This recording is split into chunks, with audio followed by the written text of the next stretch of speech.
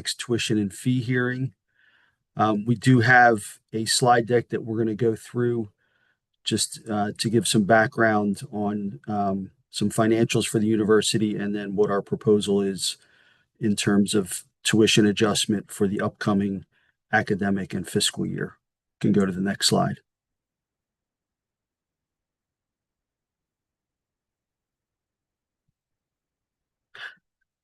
I'm Andrew Brannon, the Chief Financial Officer at the university, and I'm also joined by Jennifer Strahan, who is the Budget Director for the university.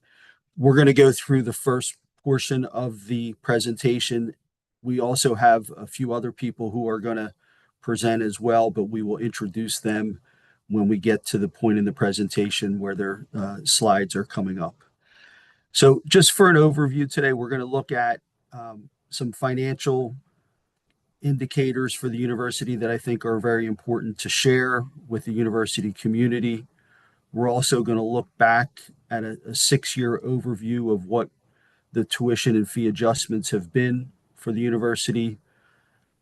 We will look at a comparison where the other public colleges and universities in New Jersey are and how Kean ranks relative to them in terms of tuition and fees. We will then look at our specific proposal for the upcoming academic and fiscal year. Then I mentioned we have some other presenters. They will give updates on several different university initiatives that we wanted to share. And then at the conclusion, we do have one individual who signed up to make a public comment or statement regarding today's hearing. So we will have that at the very end. Just in terms of an overview of the university finances, one thing that we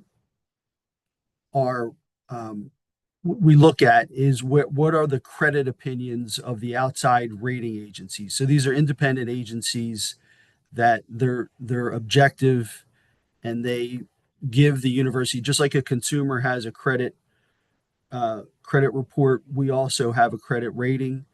And we're rated by both S&P and Moody's. Our most recent rating review was in May of 2024, so about a year ago. The good news is our ratings have been reaffirmed by both of those entities. So not only the rating itself, but the outlook. So as you can see for S&P, we have an A- rating with a stable outlook. Moody's uses a slightly different scale. There we have an A2 with a stable outlook. Something else I think is really important to share is the amount of debt that we've paid down over that period there from FY18 to FY25. We're right at $120 million of debt that we've paid down, which is really aggressive. We haven't issued any new debt in that time, so that's just a straight pay down. But what makes that even more impressive from the university's perspective and under the president's leadership is that we've still invested very heavily in our facilities, in our infrastructure, and in our scholarship program. So not only have we paid down debt of $120 million, we've actually invested over $130 million in capital projects and scholarship programs for students. Speaking of scholarship program for students, our institutional aid over that same period of time, FY18 to FY25, we've awarded over $105 million of institutional scholarships to students. And that's a combination of both need-based scholarships as well as merit-based scholarships. So we've really tried to cover things across the board with our students who both have demonstrated financial need as well as outstanding academic achievement. And what's really impressive about that, it's not just the $105 million, it's the trajectory of where we've gone with that over that period of from FY18 to FY25. You can see this current fiscal year that we're wrapping up, we had just under 3,300 students get an average scholarship of just under $4,000. And remember, this has nothing to do with scholarship students may have gotten from the Kean University Foundation or a local scholarship program from their community, a civic organization. This is just direct aid from the university. And the key takeaway here is that, again, that trajectory has been impressive. We're now giving, as we look back where we were in FY18, we've got 1,500 additional students getting awards, and the amount of those awards has increased by $2,350 per student. So we're definitely moving in the right direction in terms of institutional aid. And again, that is supplemented with even more aid coming from the foundation and then external scholarships that students receive. So that was the good news. The challenging situation we find ourselves in right now is the first bullet there. We don't have a final confirmation on this, but the draft budget that the state is considering is reflecting a $7.5 million decrease in state aid for Kean University. So that is something that we were anticipating flat aid. So to get notice that potentially we could have our aid cut by $7.5 million, that's certainly something we have to be planning for and making changes to our budget to reflect that. The other thing, or one other thing that has really impacted the budget the last several years, and we're expecting it again this coming year, is just utility rates. And this isn't shocking news to anybody. We've certainly seen that on the household level, but organizationally at the university, we've seen some very dramatic increases. You can see this FY25 that we're wrapping up, almost a 30% year over year increase in what we spend just on utilities, electric, natural gas, water, and sewer. And we're proposing, based on information we've gotten from the utility companies, that could increase another 10% in the upcoming fiscal year. So those are things we have to plan for, we have to be prepared for. The last item is an unknown for sure. It seems to be a moving target every day, but we do know that there's a potential impact from tariffs on the cost of goods that we need to use as a university. So we do want to make preparations for that as well in the budget, so that if those are implemented and if they stick, we want to make sure we're prepared to absorb those costs. So that's the financial status overview. We can go to the next slide. We think it's important to look at not only the current year tuition increase, but look over a more extended period of time. So what we've done is we've taken a 6-year average, which takes us all the way back to FY21. And you can see for 2 years there, FY21 and FY22, we did not adjust tuition. Those were COVID years or COVID impacted years. And the board and the president were very adamant that they did not want to see any tuition increases at that time. And that was what we went forward with. Then in FY23, we did a 3% increase, FY24, a 3.5% increase, which were more of our traditional increases. Last year, we had the 6.5% increase, and this year we're proposing the 7% increase.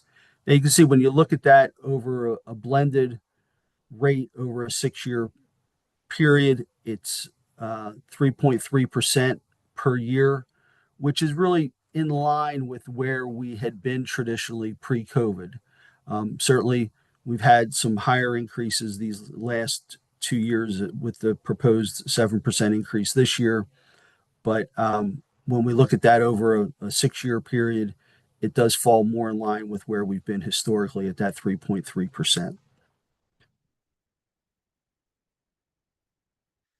Now, the slide you're looking at here, this is a comparison slide with the other public colleges and universities in New Jersey, just the publics. And this does not reflect anything that's been approved by anybody for the fall semester. So we're just looking at where we were this academic year that we just wrapped up. And you can see Kean continued to be the low-cost provider in the state, just under $14,300 for the annual tuition and fee rate. And even with what we're proposing this year, the 7% increase, we do expect to still be the lowest cost provider in the state for undergraduate. So this is for undergraduate students who are state residents. This is the amount that they've paid this year, that 14,299. Go to the next slide. This is a similar comparison slide, although now we're talking about graduate tuition rates. And you can see here we're more in the middle of the pack, but we're certainly not the high cost provider in the state. And these comparisons get a little bit more challenging only because each university has specialized programs they charge a little bit more for. They have some that are a flat rate, some that are a per credit rate. But we've tried to give a fair assessment of where our graduate rates for in-state students are compared to our peer institutions, peer public institutions in New Jersey.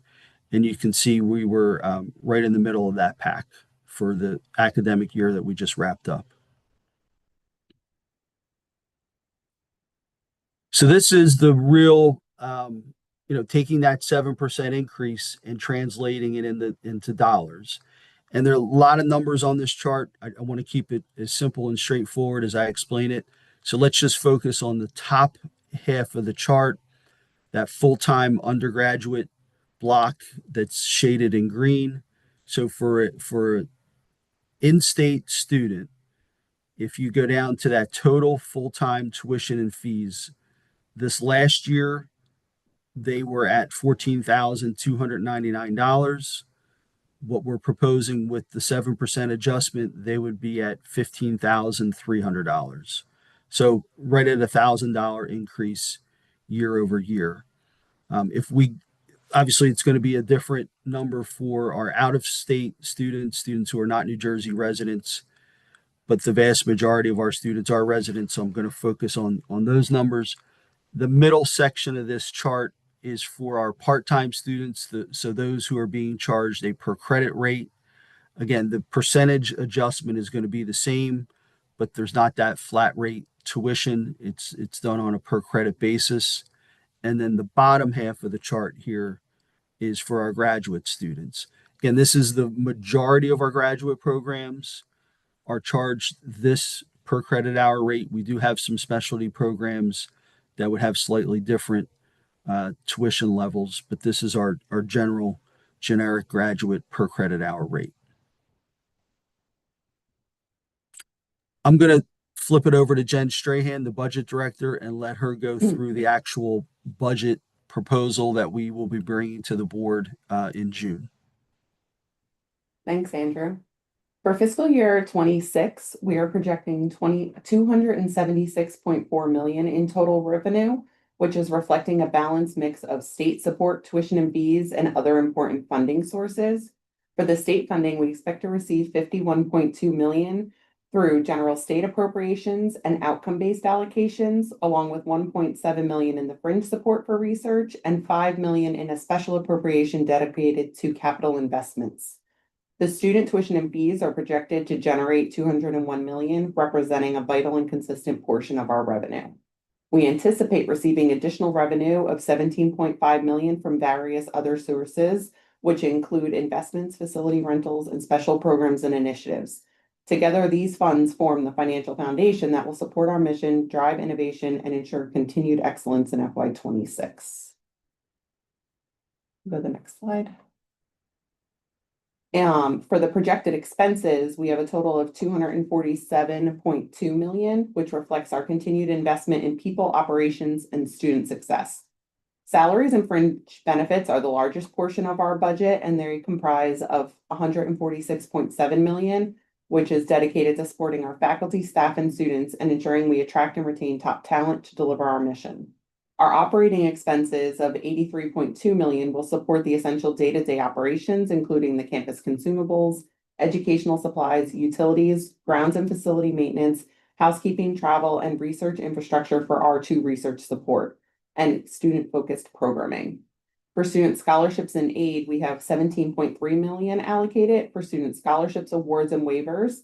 This includes the graduate and doctoral assistantships, merit-based awards, and other financial aid initiatives designed to attract, support, and retain talented students. This expense structure is reflecting of our commitment to maintain high-quality student-centered environment while supporting the infrastructure and innovation needed to advance our goals in FY 26. In addition to the core operating expenses and academic expenses, we strategically address several key financial commitments. We'll meet our debt service obligation, which is planned at 19.8 million, ensuring our continued financial stability and credit strength. For capital investments and maintenance, we have 7.4 million allocated for capital improvements and preventative maintenance to support the safe, modern, and functional campus environment. And then we have additional transfers to be completed, which include the 5 million for the state special capital appropriation and 3 million to fund high impact initiatives, including student scholarships, success and retention programs, and investment in the R2 designated research priorities. These strategic investments round out our balanced budget for FY 26 of 276.4 million, aligning with our mission and long-term goals.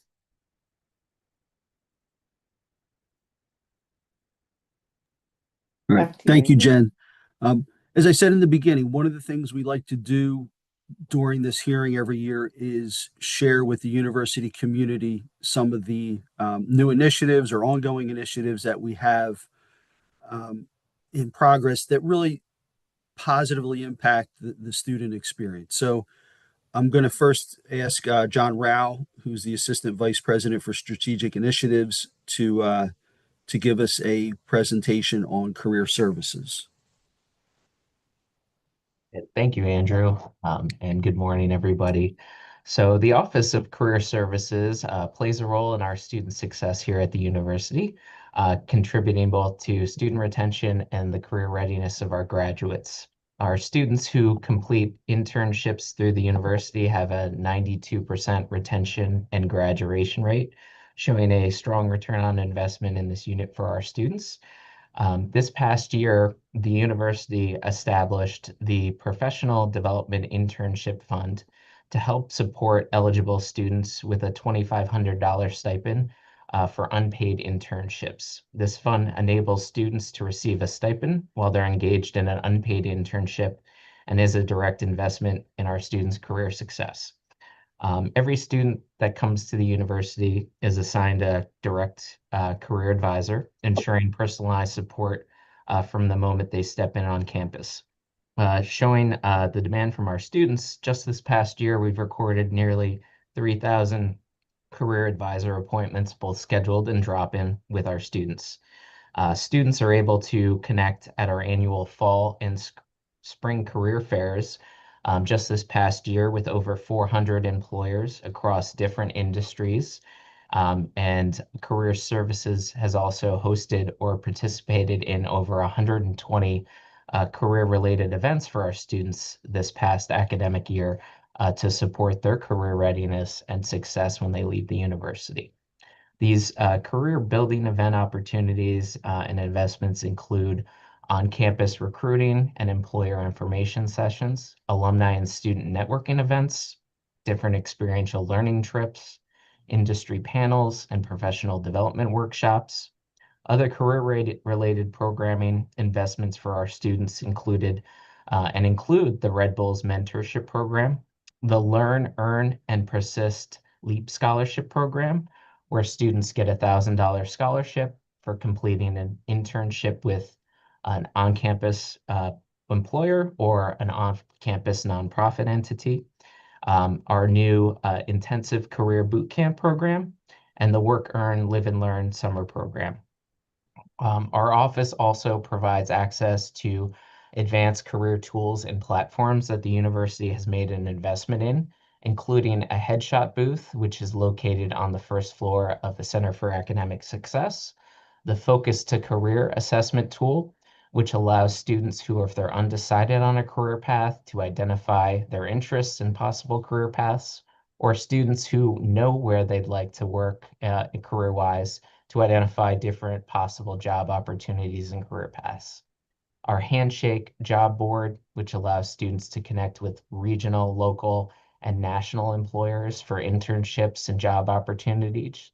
The Forge platform, which allows students to complete work assignments with employers and learn how what entry-level roles at different employers look like and the actual work they would be doing in a different professional job opportunity.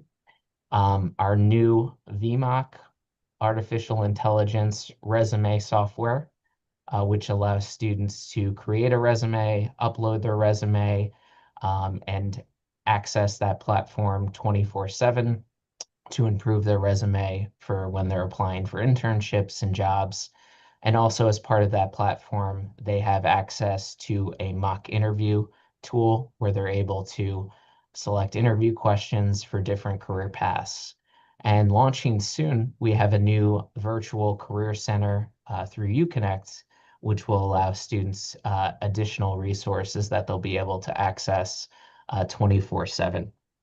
And the Office of Career Services is about empowering our students with confidence and career readiness skills and the networks to succeed after graduation.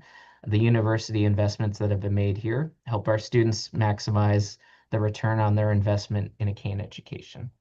And Andrew, that concludes my slide here, an overview about the office initiatives. Great. Thank you, John.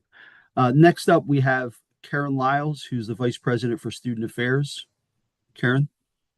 Thank you, Andrew. Good morning, and good morning to everybody on the call, and thank you for the opportunity to share just a few updates on how we're working to improve the student experience through enhancements in dining and technology. We'll start with dining.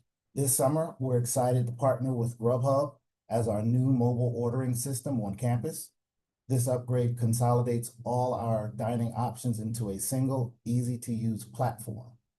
With the Grubhub app, students will now be able to use their flex dollars at participating off-campus restaurants within the Grubhub network.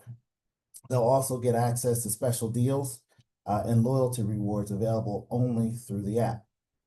For students that are on the go, especially those balancing classes and jobs, Grubhub will provide live updates on our order status and estimated pickup times, saving students valuable time and reducing congestion at our locations.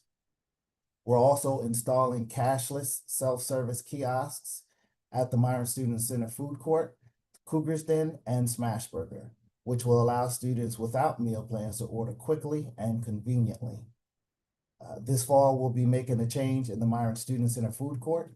The Bamboo Asian Station will be replaced by Fujisan, a new concept offering a variety of sushi, signature rolls, wok and poke bowls, and boba teas.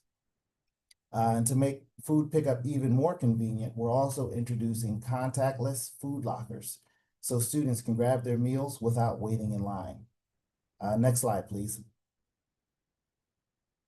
Now we'll look at a few updates for technology. Under the leadership of Greg Bellotti, our Vice President of IT and Chief Information Officer, we've made significant progress over the past year. We've successfully completed our Microsoft 365 migration, which enhances our cybersecurity and strengthens protection for both students and faculty. Other key improvements include a new global-wide area network to support cloud-based applications, a Windows 11 upgrade coming in the fall of 2025, upgrades to the student information system to improve registration and advisement, a full Wi-Fi redesign on the Union campus to improve access to the internet and increase productivity, a new resource center in the Center for Academic Success where students can have access to computers and printers, an expanded laptop loaner program for students who need technology support, and coming in January 2026, upgrades to the audiovisual tools within our classrooms. All of these initiatives reflect our continued focus on making campus life more accessible, efficient, and student-centered. Thank you again for your time. That concludes my presentation. Great. Thank you, Karen. Our last presenter is Dr. Salvatore, the Executive Vice President for Academic and Administrative Operations. Well, good morning, everybody. Good morning to Kane University, and thank you, Andrew, for the invitation to speak at the student tuition hearing. I'm excited to share the screen with everybody today to kind of reflect on what I think is really just an extraordinary year for our university. So this past year, get the drum roll ready, we reached the monumental milestone that truly elevates our institution. It also underscores our commitment to discovery and scholarly excellence. Our entire campus community should be incredibly proud that we have officially earned the R2 status from the Carnegie Classification of Institutions of Higher Ed. That, along with their partnership with the American Council on Education, this year we saw 326 total R1, R2 institutions identified, which was a great year, but still that's only 8% of all institutions nationwide. So this designation, a lot of people say, well, what does this mean for us? And it's not just being in the top 8%. What it means, I think, is it can be a total game changer for Kane University, because the recognition is about research activity, spending, and degree production. It's not just a media badge for us.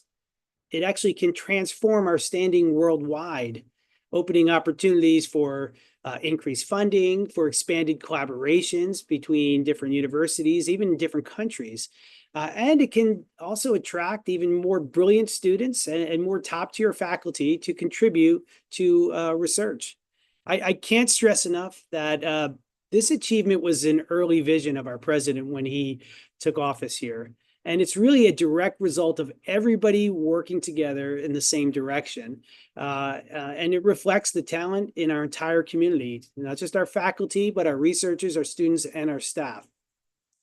To illustrate our support and our commitment, in FY23, for the first time ever, we exceeded $10 million of spending for research, and we brought in a record number of grants to the university. Now, that significant investment propelled numerous projects forward.